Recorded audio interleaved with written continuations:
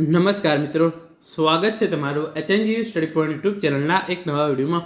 ગુજરાતમાં કાયમી શિક્ષકોની ભરતી અંગે ખૂબ જ મોટા સમાચાર સામે આવી રહ્યા છે, જેના વિશેની વાત આપણે આજના આ વિડીયોની અંદર કરવાના છીએ.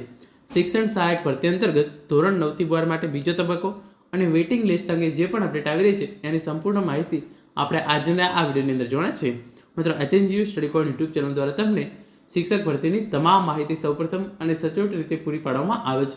ભવિષ્યમાં પણ આવી તમામ માહિતી મેળવવા માટે ચેનલને અત્યારે સબસ્ક્રાઇબ કરી લેજો. તો તમે અહીંયા જોઈ શકો છો, ગુજરાતમાં કાયમી શિક્ષકોની ભરતી અંગે મોટા સમાચાર. શિક્ષણ સહાયક ધોરણ 9 થી 12 બીજો તબક્કો અને વેઇટિંગ લિસ્ટ. હાજર થવાનો આજે છેલ્લો દિવસ. બીજો તબક્કો જાહેર કરવામાં આવશે કે કેમ એના વિશેની માહિતી આપણે આજના આ વિડીયોની અંદર જોવાના છીએ. જે માધ્યમિક છે ધોરણ 9-10 એની અંદર હાજર થવાનો આજે જે છે એ છેલ્લો દિવસ છે. આજે જે છે આપણને ખ્યાલ આવી જશે કે કેટલી જગ્યાઓ જે છે એ ખાલી પડી રહી છે અને બીજો તબક્કો જાહેર કરવામાં આવી શકે છે કે નહીં. તો સૌપ્રથમ એક વાત હું તમને કહી દઉં કે જે પણ જગ્યાઓ શિક્ષણ સહાયક પછી ધોરણ 11-12ની અંદર ખાલી હતી ત્યાં ઘણા બધા જિલ્લાઓની અંદર એને જ્ઞાન સહાયક દ્વારા જે છે એ પૂરી દેવામાં આવી છે. તો એની અંદર જે છે એ બીજો તબક્કો જાહેર થવાના ચાન્સીસ ખૂબ ઓછા છે, કારણ કે શિક્ષણ સહાયક ભરતીથી જે પણ જગ્યાઓ ખાલી પડી હતી એને જે છે એ જ્ઞાન સહાયકથી ઓલરેડી ભરી દેવામાં આવી છે. પરંતુ ઉમેદવારો દ્વારા જે છે એ ખૂબ જ મોટો વિરોધ અને ઉગ્ર જે છે એ આંદોલન ગાંધીનગર ખાતે કરવામાં આવી રહ્યું છે. એની ઇન્ફોર્મેશન યુવરાજસિંહ જાડેજા દ્વારા આપી હતી. ટાટ પાસ ઉમેદવારો શિક્ષણ સહાયક ભરતી પ્રક્રિયામાં બીજો રાઉન્ડ તાત્કાલિક જાહેર કરવામાં આવે એની માંગ સાથે ગાંધીનગરમાં દેખાવ. ગાંધીનગરના વિદ્યા સમીક્ષા કેન્દ્ર ખાતે આજે ટાટ પાસ ઉમેદવારોએ તેમની પડતર માગણીઓને લઈ ધારણા પ્રદર્શન કરી રહ્યા છે. છેલ્લા 10 વર્ષથી શિક્ષક બનવાનું સપનું સેવી રહેલા ઉમેદવારોએ શિક્ષક ભરતી પ્રક્રિયામાં બીજો રાઉન્ડ તાત્કાલિક જાહેર કરવાની માંગ કરી છે. ઘણા ઉમેદવારોની ઉંમર 40 વર્ષની નજીક પહોંચી ગઈ છે અને આ ભરતી તેમના માટે છેલ્લી તક સમાન છે અને જગ્યાઓ પણ પુષ્કળ ખાલી છે. તો ઉમેદવારોની એવી માગણી છે કે અમારી ઉંમર જે છે એ પૂરી થવા આવી છે, હવે આગળની ભરતી પ્રક્રિયાની અંદર અમે જે છે એ ભાગ લઈ શકીએ નહીં. તો એના માટે જે છે એ બીજો રાઉન્ડ તાત્કાલિક જાહેર કરવામાં આવે. અને એમનું કેવું કહેવું છે કે જે છે અમારા માટે આ છેલ્લી તક છે એ તો બરાબર છે, પરંતુ શિક્ષણ સહાયકની જે છે એ ભરતી પ્રક્રિયા પૂરી થઈ ગયા પછી પણ ઘણી બધી જગ્યાઓ જે છે એ ખાલી પડી છે. તો એના માટે જે છે એ બીજો રાઉન્ડ જાહેર કરવામાં આવે.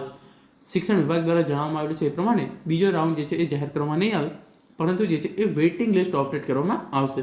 તો ઉમેદવારોને એવું કહેવું છે કે વેઇટિંગ લિસ્ટ ઓપરેટ કરવું એની જગ્યાએ જે છે એ જો બીજો તબક્કો જાહેર કરવામાં આવે અને જે જનરલ કેટેગરીની સીટ છે એને કેટેગરીના ઉમેદવારોને આપવામાં આવે તો ચોક્કસથી જે છે જે પણ જગ્યાઓ ખાલી છે તે ચોક્કસથી પૂરાઈ જશે. સૌપ્રથમ તમે ન્યૂઝપેપર કટિંગની અંદર જોઈ શકો છો. ધોરણ 9 થી 12 શિક્ષકોની જગ્યા ભરવા માટે બીજો તબક્કો શરૂ કરવાની માંગ સાથે દેખાવ.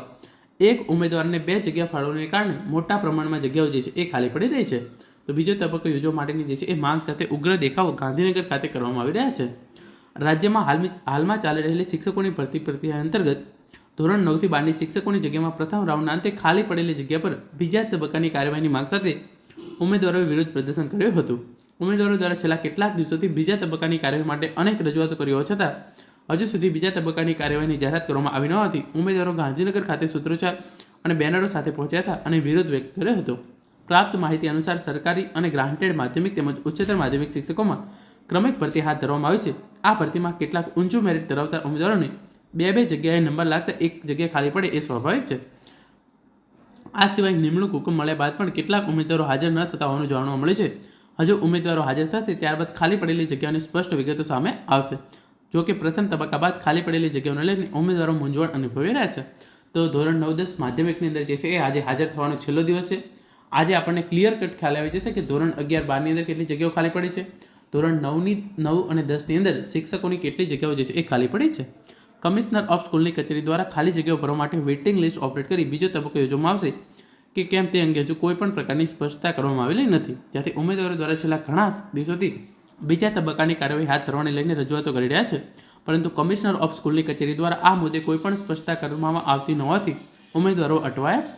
આ મુદ્દાને લઈને ઉમેદવારો દ્વારા બીજા તબક્કાની માંગણી સાથે ગાંધીનગરમાં વિરોધ પ્રદર્શન કરવા માટે પહોંચ્યા હતા.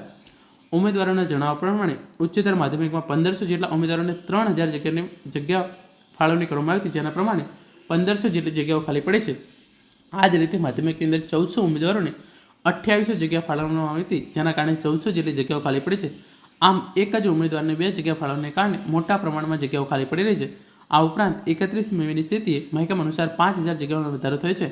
તો આ પણ જે છે એ આ ભરતીની અંદર જ સમાવેશ કરવામાં આવે. તો ઉમેદવારોના મતે ઉચ્ચતર માધ્યમિક એટલે કે ધોરણ 11-12ની અંદર જે છે એ 1500 જેટલી જગ્યાઓ ખાલી પડી છે અને ધોરણ 9 અને 10ની અંદર 1400 જેટલી જગ્યાઓ ખાલી પડી છે. તો આ જગ્યાઓ માટે જે છે એ નવો રાઉન્ડ જાહેર કરવામાં આવે એના માટેની જે છે એ ઉગ્ર માગણી કરવામાં આવી રહી છે. અને 31મી મેના રોજ જે પણ નિવૃત્તિના કારણે 5000 જેટલી જગ્યાઓ જે છે એ ખાલી પડી છે, તો એ જગ્યાઓ પણ આ જગ્યાઓની અંદર સમાવેશ કરી દેવામાં આવે એવી ઉમેદવારો દ્વારા જે છે એ માગણી કરવામાં આવી રહી છે. અને અહીંયા લખે છે પ્રમાણે માધ્યમિકમાં હાજર થવાનો આજે છેલ્લો દિવસ, ખાલી જગ્યામાં વેઇટિંગ લિસ્ટ ઓપરેટ કરવામાં આવશે. ધોરણ 9 થી 12ના શિક્ષકની ભરતીમાં ખાલી જગ્યાઓ માટે બીજો તબક્કો યોજવાની જે છે એ માગણી કરવામાં આવી રહી છે. સરકારી અને ગ્રાન્ટેડ સ્કૂલના શિક્ષકની ભરતીમાં ઉમેદવારોની ગેરહાજરી એના કારણે જે છે એ ઘણી બધી જગ્યાઓ ખાલી પડી રહી છે. તો આ તમામ જગ્યાઓ માટે જે છે એ વેઇટિંગ લિસ્ટ ઓપરેટ કરવું તેમજ બીજો તબક્કો યોજવાની ઉમેદવારો દ્વારા જે છે એ માગણી કરવામાં આવી રહી છે. અને ગાંધીનગર ખાતે જે છે એ ઉગ્ર વિરોધ કરવામાં આવ્યો હતો. અને ખાલી જગ્યાઓને પછી કમિશનર ઓફ ડાયરેક્ટર્સ જણાવ્યું હતું કે માધ્યમિકમાં હાજર થવાનો આજે છેલ્લો દિવસ છે. એ પછી જિલ્લામાંથી ખાલી જગ્યાઓની વિગતો મંગાવવામાં આવશે. તેના આધારે વેઇટિંગ લિસ્ટ ઓપરેટ થશે. બીજો તબક્કો યોજવાની કોઈ જોગવાઈ નથી. એ માટે ભરતી સમિતિ અને સરકાર નિર્ણય કરશે. તો અત્યારે જે છે જે પ્રમાણે સિચ્યુએશન છે એ પ્રમાણે ખાલી વેઇટિંગ લિસ્ટ જ ઓપરેટ કરવામાં આવશે. બીજો તબક્કો યોજવામાં આવશે નહીં. પરંતુ જો ઉમેદવારો દ્વારા ઉગ્ર વિરોધ કરવામાં આવે તો ભરતી સમિતિ અને સરકાર બીજો તબક્કો યોજવાનો જે છે એ નિર્ણય લઈ શકે છે. સરકારી અને ગ્રાન્ટેડ માધ્યમિક તેમજ ઉચ્ચતર માધ્યમિક સ્કૂલમાં શિક્ષકોની ક્રમિક ભરતી હાથ ધરવામાં આવી છે. આ ભરતીમાં કેટલાક ઊંચું મેરિટ ધરાવતા ઉમેદવારોને બે જગ્યાએ નંબર લાગતા એક જગ્યા ખાલી પડે એ સ્વાભાવિક છે.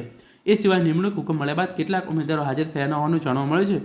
મળતી માહિતી મુજબ હજુ ઉમેદવાર હાજર થયા બાદ સ્પષ્ટ ખાલી જગ્યાઓની વિગતો સામે આવશે.